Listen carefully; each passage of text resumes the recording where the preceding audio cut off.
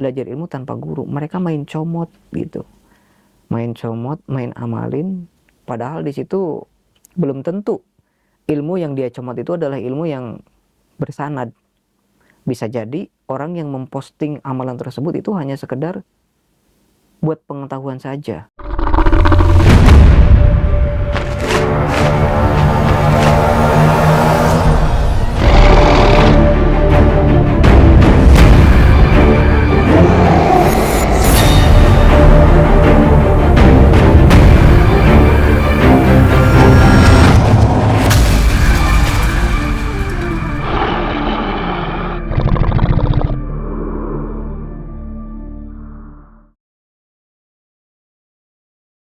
Assalamualaikum warahmatullahi wabarakatuh. Mohon maaf videonya kami potong terlebih dahulu karena kami akan mempersembahkan berbagai macam produk spiritual dan juga parfum atau minyak asli atau impor dari Arab Saudi atau luar negeri ya. Salah satunya adalah minyak misik hitam, minyak misik putih, minyak misik kobra, minyak kasturi kijang dan lain sebagainya.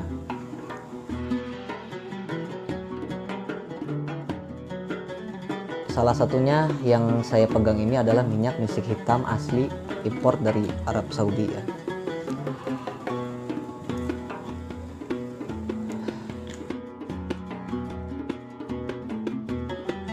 Minyak seperti ini bisa kita gunakan dalam beribadah, dalam menjalankan aktivitas, dan untuk sarana bermeditasi, wirid, majelis taklim dan lain sebagainya.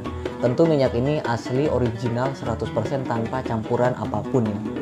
Dan apabila sedulur membutuhkan sarana keselamatan, sarana penjagaan, pengasihan, kerejekian dan lain sebagainya, kami juga menyediakan produk tersebut di Shopee, Tokopedia, Lazada. Sedulur bisa klik link di deskripsi box ya. Mungkin cukup sekian. Assalamualaikum warahmatullahi wabarakatuh.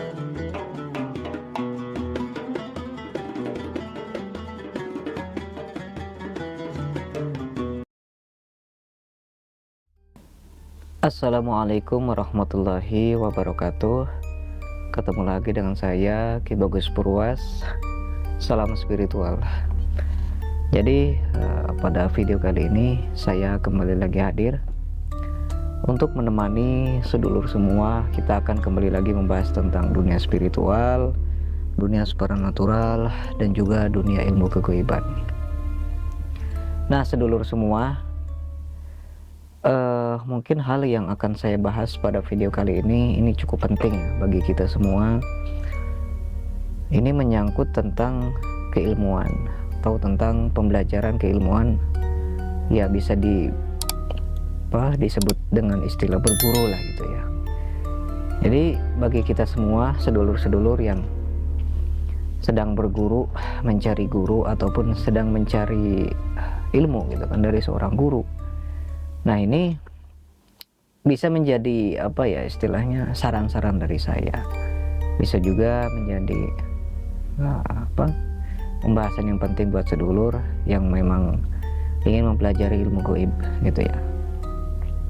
Nah namun bagi sedulur yang memang sedang mempelajari ilmu gaib ataupun yang baru ingin berniat untuk mencari ilmu gaib, khususnya jarak jauh ataupun secara online, maka dari itu sedulur harus simak video ini terlebih dahulu gitu ya.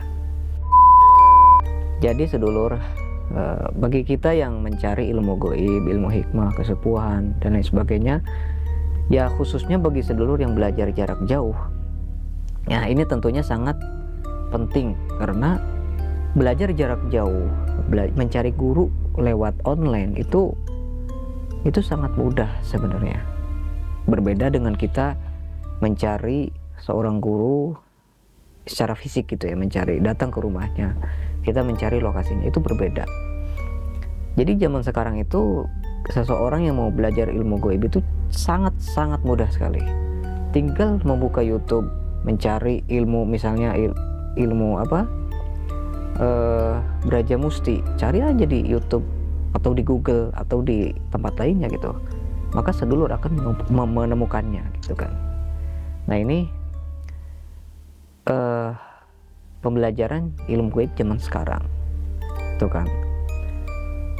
Cukup kita ketik qabiltu ijazataka di kolom komentar, itu di YouTube, baik itu di website atau di Facebook. Cukup ketik qabiltu, saya amalkan, saya terima ijazahnya, semoga bermanfaat, udah beres gitu kan. Kita tidak perlu mengetahui siapa orangnya, kita tidak perlu mengetahui asal usul atau sanad dari amalan itu dari mana. Kita tidak perlu pokoknya main comot aja udah gampang gitu kan. Itu zaman sekarang. Tapi jangan salah sangka dulu sedulur, dengan mudahnya seseorang belajar ilmu gaib seperti itu, maka akan mudah juga ilmu tersebut itu tidak bermanfaatnya. Paham gak? Itu ya. Jadi akan saya jelaskan dulu zaman dulu itu orang-orang yang belajar ilmu itu bagaimana ya. Orang yang belajar ilmu itu pada zaman dulu ya, intinya sebelum ada zaman online seperti sekarang ya, orang-orang zaman dulu itu mencari guru itu benar-benar menggunakan adab, benar-benar menggunakan adab gitu kan. Dimulai dari orang tersebut itu mencari seorang guru, misalnya kan mencari, datang gitu kan dengan membawa kendaraan ataupun dengan jalan kaki mencari, pada akhirnya menemukan seorang guru itu di suatu rumah misalnya kan, dengan cara bersilaturahmi gitu kan, ngobrol, bertatap muka, konsultasi dan lain sebagainya. Pokoknya barulah si murid ini mengutarakan niat atau maksudnya, yaitu ingin memiliki suatu ilmu atau amalan gitu kan. Dan belum tentu seorang guru ini dia itu mau memberikan amalan kepada orang tersebut, itu belum tentu. Karena seorang guru itu, mereka itu akan memilih-milih orang yang tepat untuk diberikan amalan yang dia miliki gitu kan. Nah makanya si murid ini dia itu harus berusaha keras untuk mendapatkan ilmunya gitu kan. Jadi di situ ada ikhtiar, di situ ada perjuangan. Belum lagi ada mahar yang harus dia tebus, belum lagi ritual atau tirakat yang harus dia tempuh, dan masih banyak lagi. Nah itu tentu sangat berbeda jauh dengan yang saya sebutkan tadi pada awal. Seseorang yang belajar ilmu lewat online zaman sekarang ya, tentu sangat berbeda. Zaman dulu itu ya seperti itu, apalagi kan yang namanya ilmu itu sedikit besarnya berkah daripada ilmu itu datang dari seorang guru, doa dari seorang guru gitu kan. Dan kemudian dengan adanya silaturahmi, dengan adanya kedekatan kita dengan guru itu kan membuat ilmu kita menjadi spesial gitu kan, membuat ilmu kita menjadi spesial dan menambah keberkahan dari ilmu tersebut gitu kan. Karena kita menggunakan adab, kita menggunakan sopan santun, kita menggunakan tata cara yang seharusnya diperlukan gitu kan. Berbeda dengan mencari ilmu lewat online ya zaman sekarang, itu sangat banyak sekali. Makanya kenapa kok saya jarang mengijazahkan amalan-amalan di YouTube, paling cuma 1 atau 2 lah. Itu karena itu tadi, karena saya tidak mau ada orang-orang yang terlibat dalam hal ini. Mereka bilang qabiltu, mereka bilang saya terima ijazah, tapi dia tidak mengamalkannya gitu kan. Mereka tidak mengamalkan ilmunya. Karena gini, orang yang sudah mengucapkan qabiltu itu sudah dipastikan dia itu harus menjalankan apa yang telah diberikan, itu sudah kewajiban gitu kan. Apabila dia sudah mengucapkan qabiltu tapi dia tidak menjalankan apa yang tersampaikan, maka ya orang tersebut ya tentunya akan seperti seorang yang memegang janji tapi tidak ditepati gitu. Itulah beratnya mengucapkan qabiltu gitu kan. Padahal banyak sekarang yang hanya mengucapkan qabiltu, mau cuma saya terima ijazah gitu kan. Tapi padahal orang-orang tersebut itu sedang menanggung beban yang sangat berat gitu. Saat dia mengucapkan qabiltu berarti dia harus benar-benar mengamalkan amalan tersebut gitu. Makanya saya jarang mengijazahkan amalan-amalan secara umum gitu kan. Yang saya maksud ini adalah ijazah umum ya gitu kan. Jadi di situ nggak ada, menurut saya nggak ada letak sopan santunnya, nggak ada adab dan tata keramanya dalam mencari ilmu gitu. Karena mereka nggak WA saya, nggak nelpon saya, nggak meminta izin secara langsung kepada saya. Mereka hanya menyebutkan saja di kolom komentar, apalagi di Facebook atau di website itu kan. Di website itu nggak ada foto saya, identitas saya gimana nggak tahu. Saya pun mereka nggak tahu saya dan saya nggak tahu mereka gitu kan. Nah ini yang berbahaya sebenarnya. Ini yang disebut dengan istilah belajar ilmu tanpa guru gitu kan. Ini yang disebut istilah itu, ya ini ilmu, belajar ilmu tanpa guru. Mereka main comot gitu, main comot, main amalin, padahal di situ belum tentu ilmu yang dia comot itu adalah ilmu yang bersanad. Bisa jadi orang yang memposting amalan tersebut itu hanya sekedar buat pengetahuan saja, bukan untuk diamalkan. Bisa jadi kan, bisa jadi. Tapi ada segelintir orang yang menyomot dan mengamalkannya, atau bahkan dia menyomot dikasih ke orang lain, buat orang lain mengamal. Nah, ini yang sangat berbahaya gitu kan. Nah, sedangkan bagi sedulur yang mencari ilmu secara jarak jauh, ya kan, adalah banyak ya yang mencari ilmu pengijazahan lewat WA gitu kan, dari seorang guru, yaitu boleh. Yang penting tidak seperti yang saya sebutkan tadi, main comot itu aja, jangan. Main ngucapin qabil itu jangan. Yang bagus dalam mencari ilmu itu adalah ada proses pengijazahan, ada proses penurunan ilmu dari seorang guru kepada seorang murid gitu kan. Nah, di situ nanti si guru ini akan apa ya istilahnya, kalau istilah kasarnya mungkin mengawinkan ya gitu, atau menyatukan dan menyelaraskan ilmu ini kepada seorang murid tersebut. Nah, itu sudah pasti ilmunya pun akan masuk, karena kan di situ ada bioenergi yang dimasukkan ke dalam tubuhnya si murid. Setelah diselaraskan ilmunya, maka amalannya pun akan dikasih dan disuruh untuk diamalkan. Nah, itu yang ijazah yang paling mantap, yaitu gitu kan. Dia ada proses pengijazahan dan serah terima ilmu, dan si guru ini pun tahu nama orangnya siapa yang meminta ijazah itu kan. Karena si murid ini pun memberitahukan identitasnya, baik itu nama dia sendiri ataupun nama keluarganya, nama orang tuanya ya. Nah, sedangkan untuk bimbingan dari seorang guru itu bisa lewat WA gitu kan, bisa lewat telepon, atau bisa lewat video call. Itu sekarang udah banyak gitu.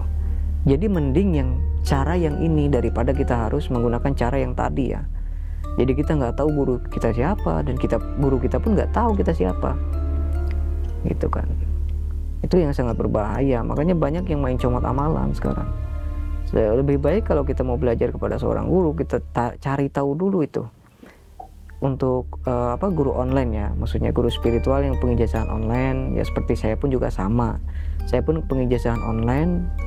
Namun saya sangat tidak pernah mengijazahkan amalan-amalan secara sembarangan, apalagi di website itu saya tidak pernah sama sekali. Karena akan ada banyak risiko untuk orang yang akan menerimanya gitu. Saya lebih baik melakukan pengijazahan secara langsung lewat pengisian ataupun dengan transfer bioenergi kepada orang tersebut atau kepada si murid. Karena di samping ilmunya pun tidak begitu memberatkan nantinya buat yang mengamalkan karena tanpa puasa. Dan itu cara yang paling aman, karena energi di saya, ruh ilmunya itu tersambung dari saya ke dia, itu tersambung, ada hubungan batin gitu kan nantinya. Nah, disitulah letak keberkahan ilmunya gitu kan. Di samping kita ilmunya itu ada sambungan, batin kita itu nanti terhubung dengan guru kita, ilmunya pun nanti akan bersanad karena dapat dari guru kita gitu kan. Itu yang perlu kita ketahui dan perlu saya bahas. Apalagi kan banyak tuh yang Masya Allah di Facebook, di TikTok banyak pengijazahan umum yang ngijazahinnya ini nggak nyertain fotonya, nggak nyertain namanya. Dan ini lalu siapa nantinya, orang bilang siapa yang kamu mendapatkan ilmu ini dari siapa? Dari TikTok, nama akunnya kayak gini, fotonya nggak tahu kayak gitu. Kan kita bingung jadinya, kita kan bingung gitu kan. Kalau yang pengijazahan yang seperti itu kita bingung. Makanya kalau bisa dijauhi. Kalau mencari ilmu itu sebenarnya nggak semudah apa yang disebutkan tadi gitu kan. Kita perlu mencari seorang guru yang benar-benar sudah kita yakini bahwa dia tuh sudah paham tentang hal-hal gaib gitu kan. Bukan tentang hal gaib, tentang keilmuan yang kita cari tersebut gitu. Dan seluk-beluknya orang tersebut itu bukan seorang penipu, bukan seorang yang hanya mencari keuntungan belaka, karena nantinya percuma setelah diijazahkan, nantinya nggak akan dibimbing gitu kan. Nah ini yang perlu saya bahas juga untuk bimbingan jarak jauh sedulur. Itu nggak ada ya yang namanya istilah bimbingan secara 24 jam gitu kan, kontinu nggak akan ada. Karena saat seseorang belajar kepada guru lewat online, tentunya kan si guru ini muridnya kan ada banyak, pasti ada ribuan atau ratusan atau puluhan ribu. Nggak mungkin si guru ini memantau setiap murid setiap hari, nggak mungkin. Maka tugas kita apabila kita mau belajar lewat online, ya kita tanya apa yang kita nggak tahu nih, kita nggak pahami apa, tanya langsung aja, nggak apa-apa. Bisa lewat telepon, bisa lewat WA ataupun lewat lainnya. Dan yang paling penting ya kita tanyakan dulu apakah bersedia untuk saya telepon atau saya WA gitu kan. Kita janjian dulu, bisa mungkin ini kan guru kita kan ada kesibukan tertentu gitu kan.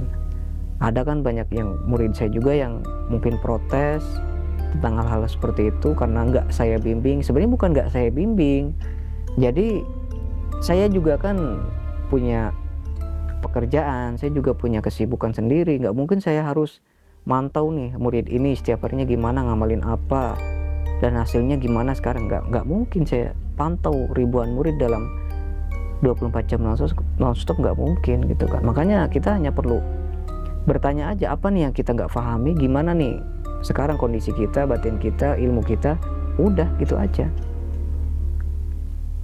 Nggak mungkin seorang guru akan memantau setiap murid setiap saat 24 jam non-stop, kecuali si murid ini pesantren atau nginep di padepokan si gurunya gitu kan.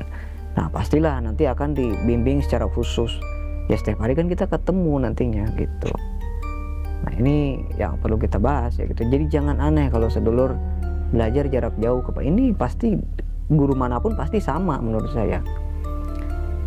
Jadi kalau misalnya sedulur mendapatkan bimbingannya kurang atau misalnya balas WA-nya kurang dari guru kita, ya wajar, karena kan namanya bimbingan jarak jauh lewat online gitu. Yang penting kita punya guru gitu kan. Yang penting kita punya guru, dan meskipun kita harus menunggu balasan dari guru kita atau menunggu jawaban dari guru kita, ya tetap intinya kita punya guru gitu kan. Intinya kita masih punya guru.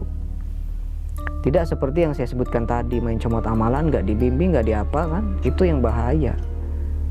Nah dalam hal ini tentu yang saya sebutkan tadi itu kita masih punya guru, meskipun guru kita terlalu sibuk dengan urusan mereka, ataupun guru kita jarang